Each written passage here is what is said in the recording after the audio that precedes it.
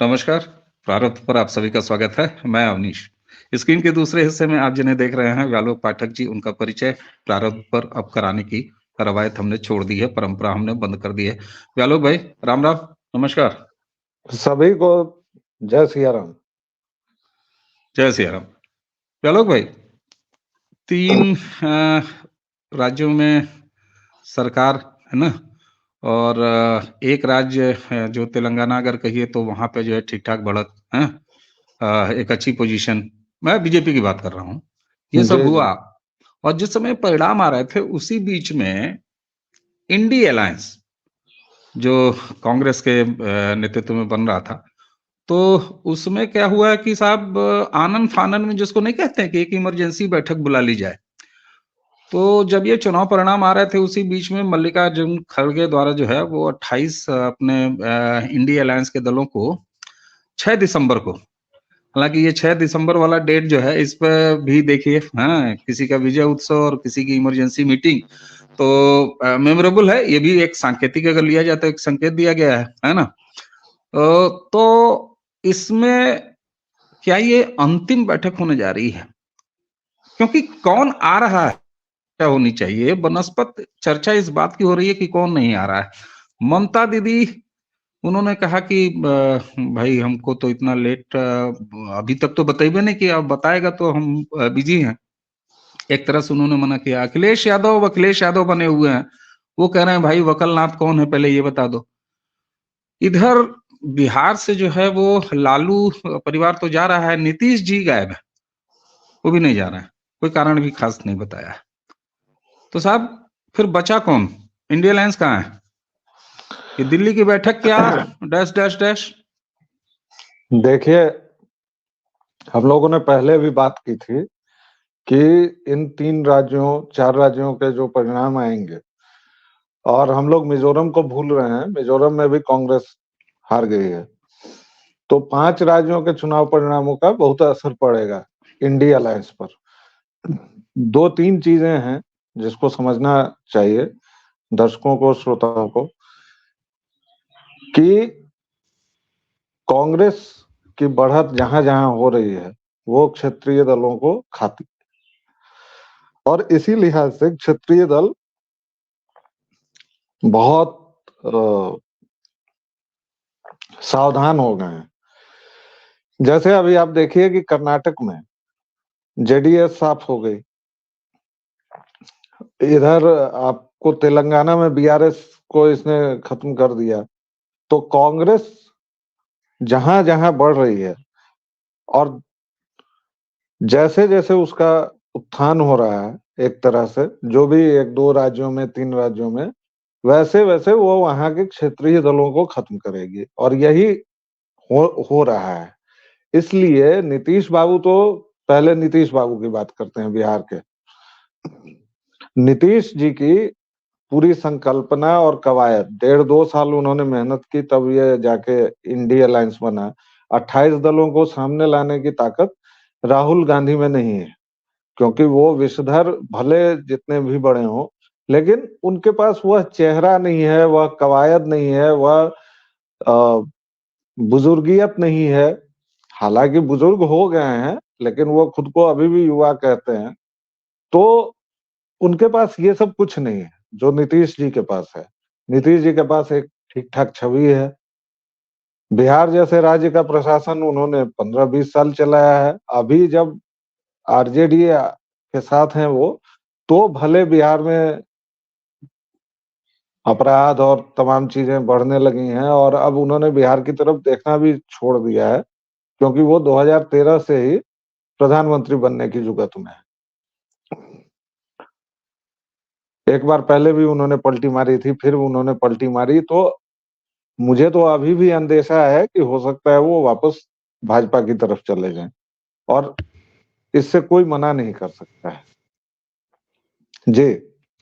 अच्छा, मतलब आप ये कहना चाह रहे हैं कि क्योंकि देखिए नीतीश कुमार क्यों नहीं जा रहे हैं इस महत्वपूर्ण बैठक में, और कहा जा रहा है कि नीतीश कुमार, अगर याद हो आपको, तो ये इंडिया अलायंस के एक शुरुआती फाउंडर में से एक हैं, और दूसरा ये कि ये इस बात की पैरोकारी करते आए हैं, है ना, कि खुद ही इस बात की पैरोकारी करते आए हैं, तो क्या मतलब नीतीश जी कहीं ऐसा तो नहीं है कि केवल इस वजह से किनारे हो गए और कहे कि भाई नहीं जाएंगे अभी? देखिए, नीतीश जी के बारे में लालू जी ने एक बहुत अच्छी बात कही थी कि उनके पेट में दांत है।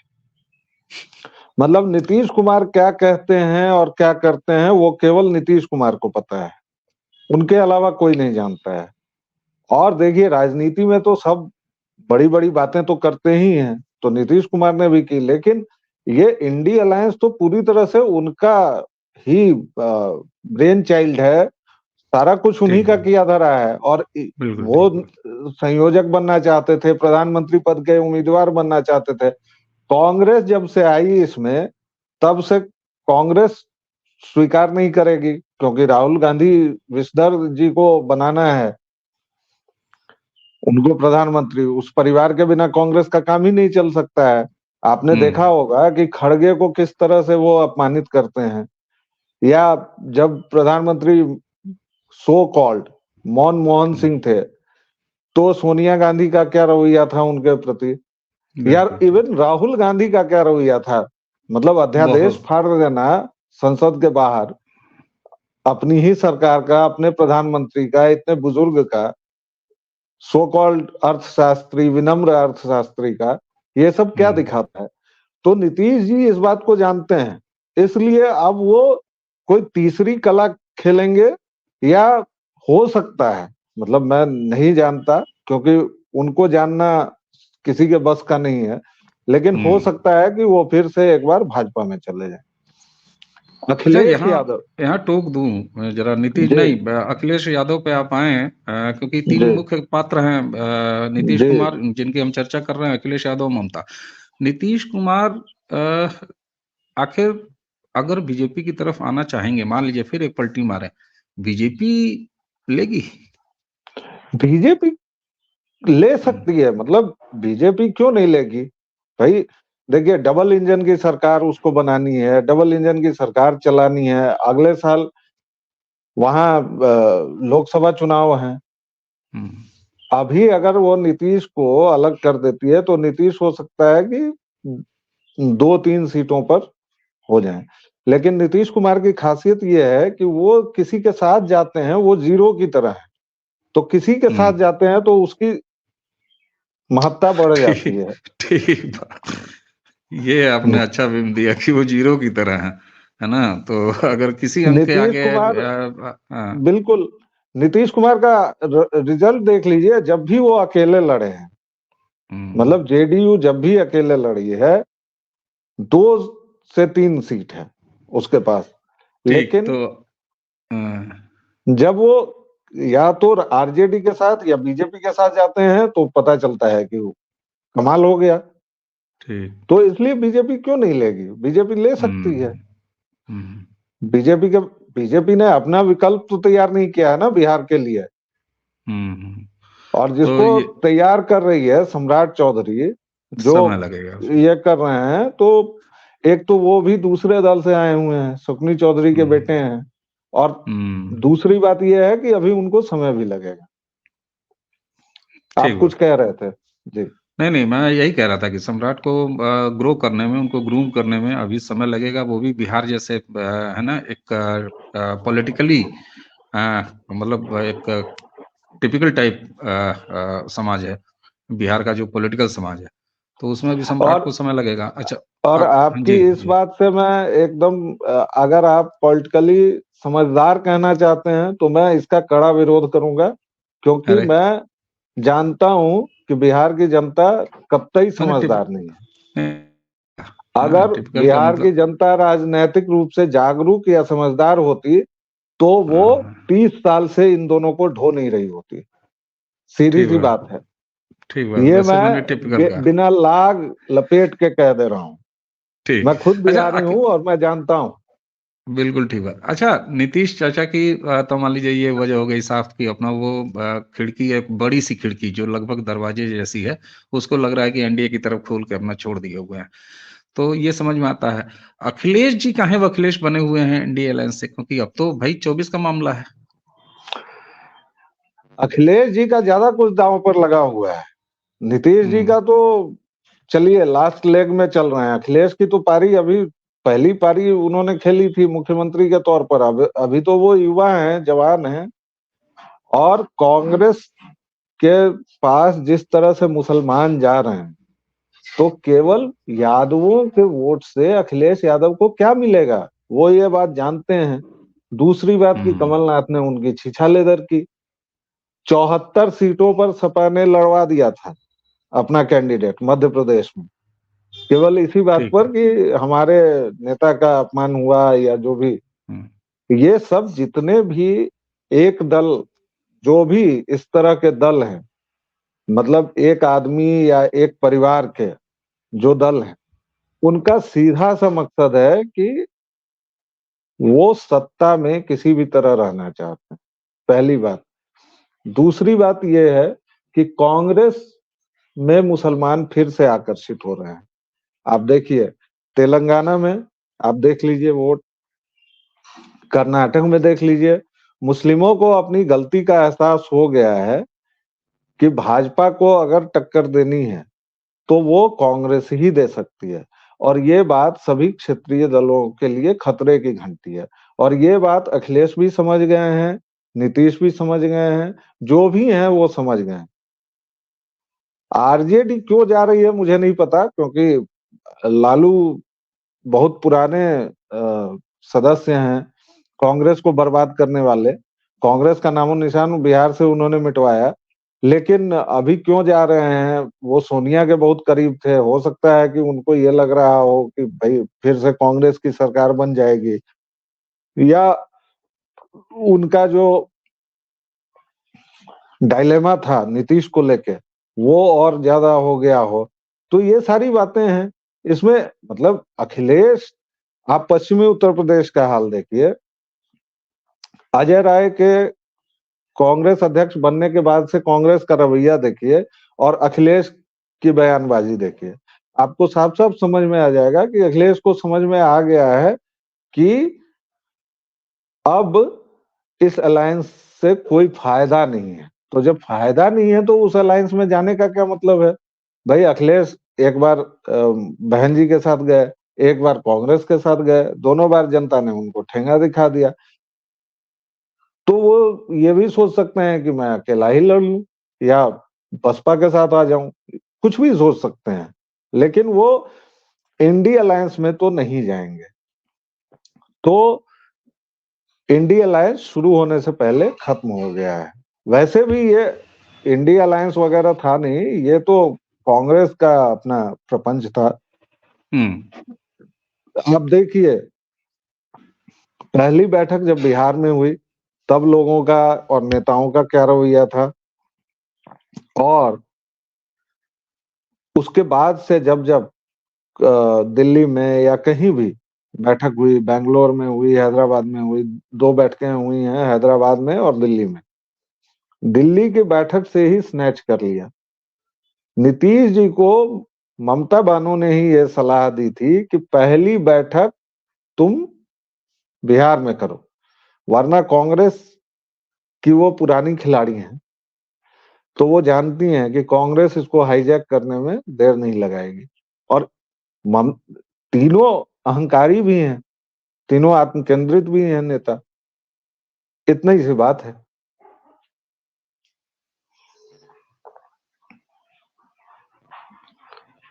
आपकी आवाज नहीं आ रही है, आपने म्यूट किया हुआ है। सॉरी। ये तो समझ में बात आ गई कि ममता बनर्जी और ये अखिलेश यादव और नीतीश बाबू, इनका तो समझ में आ गया।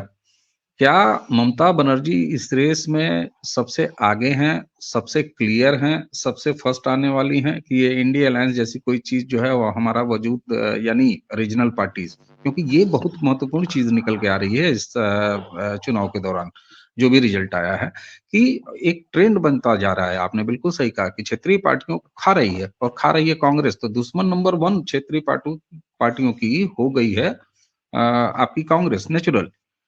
तो क्या ममता बनर्जी इसको भापने में सबसे आगे रही हैं, और उनका लगभग अब नाक के हिसाब से जवाब है इंडिया अलायंस को।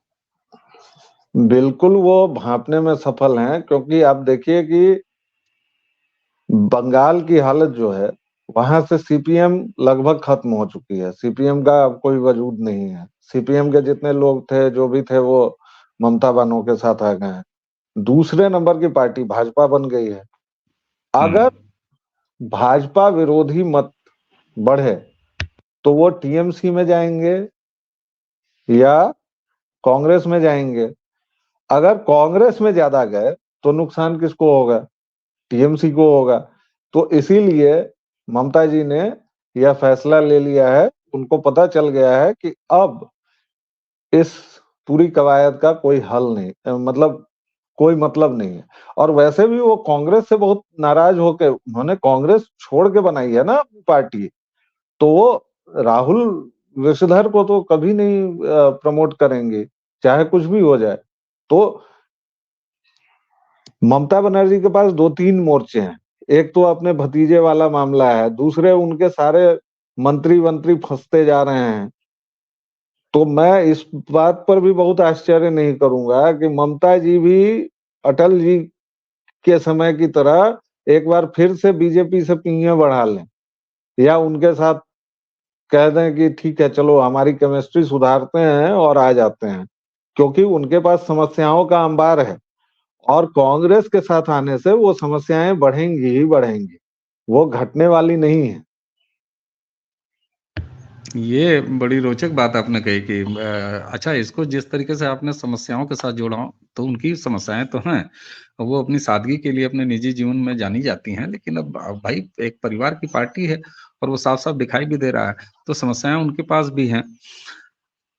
लेकिन ये बड़ा इंटरेस्टिंग होगा, आप ये कह रहे हैं कि ममता बनर्जी ने भी एक खिड़की या बड़ी सी खिड़की या लगभग दरवाजे जैसी कोई चीज जो है वो सांकल खाली ऐसे खोल के छोड़ रखा है इंडिया की तरफ, ये कहना चाह देखिए रहे हैं? राजनीति में कुछ भी असंभव नहीं है। नहीं, मैं हम मोदी लोग, की राजनीति में पूछ रहा हूँ। हाँ, मैं मोदी की राजनीति में ही बता रहा हूँ। क्या कभी हम लोगों ने सोचा था कि पीडीपी के साथ बीजेपी बनाएगी सरकार? ठीक बात, और बिल्कुल ठीक बात। सरकार बना के 370 खत्म करके, और पिछले 1.5-2 साल से अब चुनाव होंगे, अब चुनाव होंगे, ऐसा तो किसी ने नहीं सोचा था। इन 2-3 साल में वहां की सफाई हो रही है, कश्मीर की। आप देखिए ना, मतलब जितने भी उसके थे सो कॉल्ड अलगाववादी या आतंकवादी, मैं कहता हूं, तो जितने आतंकवादी थे उसमें से अधिकांश की अब कोई खबर नहीं आती है। जिन लोगों को कभी प्राइम मिनिस्टर हाउस में बुलाया जाता था, जिन लोगों को प्रधानमंत्री मिलके और पता नहीं क्या क्या करते थे, आज कहाँ हैं वो लोग, समझ में नहीं आता है। तो बीजेपी की राजनीति अभी जो है, मोदी और शाह की, उसमें कुछ भी कभी भी हो सकता है। और इसमें मतलब मुझे बहुत आश्चर्य नहीं होगा कि वो ममता बनर्जी को साथ ले लें, क्योंकि इनके लिए साध्य की पवित्रता महत्वपूर्ण है, साधनों की नहीं ये परवाह करते हैं। बहुत बहुत महत्वपूर्ण बात आपने कही कि इनके लिए साध्य आवश्यक है और उसको महत्व देते हैं, साधन पर नहीं। और ये नरेंद्र मोदी की भाजपा, मैं कई बार ऐसा टर्म इस्तेमाल करता हूं, तो मेरा मतलब ये नहीं होता कि मैं किसी पार्टी अध्यक्ष और अनौपचारिक, ये एक अनौपचारिक लहजा है कि इस समय की जो भाजपा है, जो 2014 से एक सरकार दिखा रही है, अपनी सत्ता कायम कर रही है, आलोक भाई, इसमें एक चीज दिखाई देता है कि समावेशी ज्यादा हुए हैं, लेकिन एक उसी के साथ महत्वपूर्ण ये भी हुआ है कि आप याद करिए, अटल जी के समय में भी एक कॉमन मिनिमम प्रोग्राम हुआ था और भाजपा ने उस समय अपने कई महत्वपूर्ण मुद्दे किनारे रख के तब हिस्सा हुआ था, है ना? वहां से एक परिवर्तन दिखाई देता है 2014 से, कि अब नई भाजपा लेती है, कहती है भाई देखो, आ जाओ, स्वागत है, ये लो कमल तुम्हारा है, लेकिन एजेंडा हमारा होगा। अगर इस पर हाँ है तो आओ, ये हमारा एजेंडा है, ये हमारी प्राथमिकता है। तो क्या लगता है कि भारतीय जनता पार्टी या जो एनडीए का विस्तार, जिस तरीके से आपने कहा और दिखाई दे रहा है, नीतीश कुमार की तरफ से खिड़की दिखाई दे रही है, इधर ममता बनर्जी का भी आपने जो कहा वो महत्वपूर्ण है, तो क्या ये आप इससे आप सहमत हैं कि एक समावेश आया है और वो अलग तरीके का है, जो आपकी बात को आगे बढ़ाता है कि इनको साध्य से मतलब होता है, साधन कौन से है ये महत्वपूर्ण नहीं है, और खासतौर से राजनीति में, और जब वो की सत्ता को लगातार निरंतरता देनी हो, क्यों? मैं अब इस बात को, अपनी बातों को, हमारी बातों को कंक्लूजन की तरफ ले जाना चाहूंगा, क्योंकि हम लोग 20 मिनट से बात कर रहे हैं। भाजपा, जो नई भाजपा है, जो 2014 से आई है, आप देखिए कि एनडीए में शुरुआती दौर में 18 या 19 दल थे। धीरे धीरे घटते घटते आज 3 या 4 बचे हैं। तो भाजपा का कद जैसे जैसे बढ़ा है, और ये भाजपा की महानता है कि उसने प्रचंड बहुमत के बाद भी दूसरे दलों को अपना ये दिया, उसके बाद कैबिनेट में भी जगह दे दी कई लोगों को, चाहे पहली बार में हो चाहे दूसरी बार में हो, जो भी हो। लेकिन भाजपा अपना एजेंडा अब लागू कर रही है, जिसके 3 प्रमुख वादों में 2 वादे पूरे हो गए हैं। राम मंदिर है और 370 का खात्मा है, अनुच्छेद 370 का। हो सकता है कि हम लोग मार्च वार्च में सुने कि सीए लागू हो जाए, उसके बाद कॉमन सिविल कोड आ जाए, कुछ भी हो सकता है। तो भाजपा अब केवल और केवल अपने विजन को लेकर चल रही है, क्योंकि उसको पता है कि अगर जिस तरह से हिंदू उसके साथ आए हैं, अगर फिर से जातियों में बटे तो देश का सत्यानाश तो होगा ही, पार्टी का भी सत्यानाश हो जाएगा। बिल्कुल ठीक बात है। हम लोग बात तो जरूर एनडीए अलायंस की इस बैठक पर कर रहे हैं। अच्छा, इसमें भी एक इंटरेस्टिंग एंगल है, जो कैलेंडर हमने बताया था 6 दिसंबर का चुनाव डेट के रूप में, बैठक के रूप में। तो अच्छा, एक चीज और दिखाई देती है कि ये कॉन्फिडेंस, जब मैं बीजेपी के लिए कह रहा हूँ, ये कॉन्फिडेंस तब आता है किसी के अंदर कि जब उसको इतनी चिंता नहीं होती कि भाई सरकार बनाना है। सरकार तो बन रही है, क्योंकि प्रधानमंत्री का आप देखिए ना, वो तो 2014 से 19 वाले टर्म में भी योजनाएं 23 और 24 की बनाते थे, है ना। 22-23 उनका कई घोषणाओं, बिल्कुल। उनकी स्कीमें जो हैं वो 22-23 थी। अब जो है वो 25, 26, 27 की बात करते हैं। तो ये एक जो उनका एग्रेसिव तरीका है कि सत्ता की निरंतरता, तो मुझे लगता है कि फिर फैलाव वही सोच पाता है और इस तरह के डिसीजन भी वही ले पाता है। और देखिए, मैं अंतिम बात ये कहूंगा, अब मैं कंक्लूड कर रहा हूं कि इंडिया अलायंस कांग्रेस के अहंकार की वजह से गया। आप देखिए कि उसने 2 महीने तक कहीं भी किसी को कुछ जगह नहीं दी। चलिए, राजस्थान और मध्य प्रदेश में तो आप 2 दल के थे, लेकिन आपने तेलंगाना भी नहीं दिया, आपने मिजोरम में भी नहीं किया वो। तो कांग्रेस को ये अचानक लगने लगा था, जो सो कॉल्ड यूट्यूबर्स, आपके दोस्तों ने जो हवा बनाई, जैसे अजीत अंजुम या रवीश वगैरह, आपके जो दोस्त हैं, उन लोगों की हवा में कांग्रेस को ये लगा कि सचमुच उसका कद, विषधर का कद इतना बढ़ गया है कि वह जीत सकता है। भारत जोड़ो यात्रा महान सफल रही, और पता नहीं क्या हो गया और नहीं हो गया। अभी ये लोग ईवीएम का रोना रो रहे हैं। डिग्गी राजा ने फिर से ईवीएम का रोना रोया है। मतलब भैया, ये बताओ कि ईवीएम एक ही जगह खराब हो सकती है, एक ही जगह ठीक हो सकती है, कि सब जगह खराब होगी? और तुम जहां जीत रहे हो वहां ईवीएम ठीक नहीं हो रहा है, वहां ईवीएम खराब नहीं हो रहा है, वहां ईवीएम ठीक है। और तुम जहां हार रहे हो वहां ईवीएम खराब है। तो कांग्रेस दरअसल हताश पार्टी हो गई है। उसका युवराज जो है, वो विषधर कितनी भी कह दे कि मोहब्बत की दुकान खोल रहा हूं, लेकिन लोग जान चुके हैं कि वो कुल मिलाकर तुष्टीकरण और एक तरफा, एक तरफा जो परिवारवादी कह लीजिए, व्यक्तिवादी, परिवारवादी व्यक्तिवादी, शासन के लिए बिल्कुल। जूझ रहा है, और उसका और अब खात्मा है। बिल्कुल ठीक बात है। और जिस तरीके से एक तरफ जो भारतीय जनता पार्टी है, जो चुनावी मशीन जिसको कहा जाता है, और सब मानते हैं कि भाई 365 दिन चुनावी मोड में रहती है। तो मुझे लगता है कि इंडी अलायंस का क्या माना जाए कि टाटा खत्म, बाय बाय। बाय बाय और मजेदार बाय बात बाय। ये है कि 6 दिसंबर का दिन इन्होंने चुना है। 6 दिसंबर तो ये जानबूझ के चुनेंगे ना, क्योंकि इनको मैसेजिंग, पता है कि वह चलते चलते बताइएगा, मैसेजिंग है क्या? बिल्कुल मैसेजिंग है कि वह बाकी भारतीयों के लिए शौर्य दिवस है, लेकिन ठीक इनको है। मुस्लिम तुष्टीकरण करना है, तो इसीलिए इन्होंने जानबूझ के 6 दिसंबर रखा है। तो कभी ये चलिए, उस दिन चलिए कुछ ये मनाते हैं, कभी कुछ मनाते हैं।